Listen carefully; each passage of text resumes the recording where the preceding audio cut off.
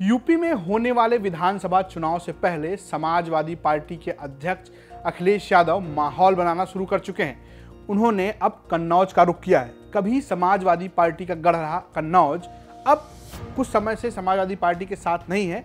ऐसे में वो वहां के यादवों को साधने की कोशिश कर रहे हैं। इसके लिए उन्होंने एक मूर्ति का अनावरण किया है और ये मूर्ति किसी और की नहीं बल्कि उनके ही राजनीतिक गुरु कप्तान सिंह की है।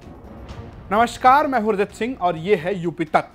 आज मैं आपको सुनाने जा रहा हूं कप्तान सिंह की कहानी, उस कप्तान सिंह की कहानी जिन्होंने अखिलेश यादव को पहला चुनाव जिताने में मदद की।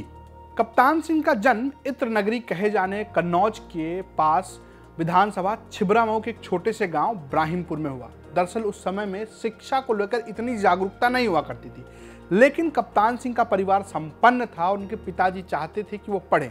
ऐसे में वो कानपुर गए, जहां से उन्होंने एमए किया और फिर एलएलबी भी की।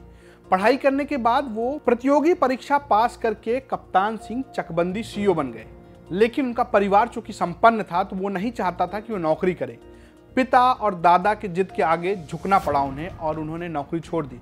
ऐसे में वो घर की खेती बाड़ी और कोल्ड स्टोरेज का काम देखने लगे और यहीं से उन्होंने धीरे धीरे राजनीति में एंट्री की। सबसे पहले ब्लॉक प्रमुख चुने गए और लगातार 32 वर्षों तक कन्नौज के तालग्राम ब्लॉक के अध्यक्ष बनते रहे। इसके साथ ही वे सहकारिता क्षेत्र में भी माहिर बने।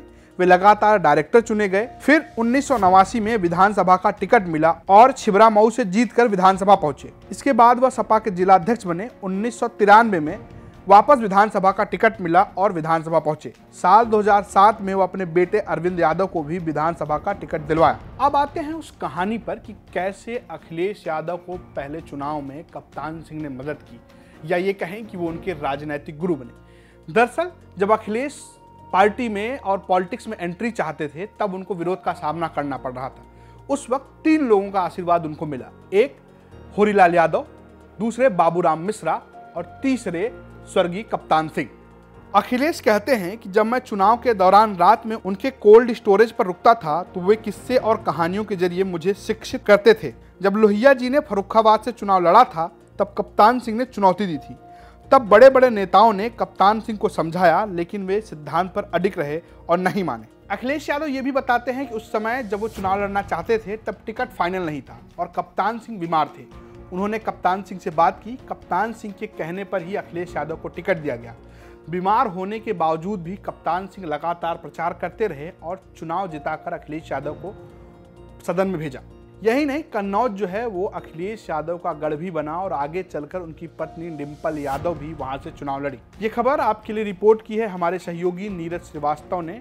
ऐसी ही बड़ी खबरों के लिए बने रहिए यूपी तक के साथ।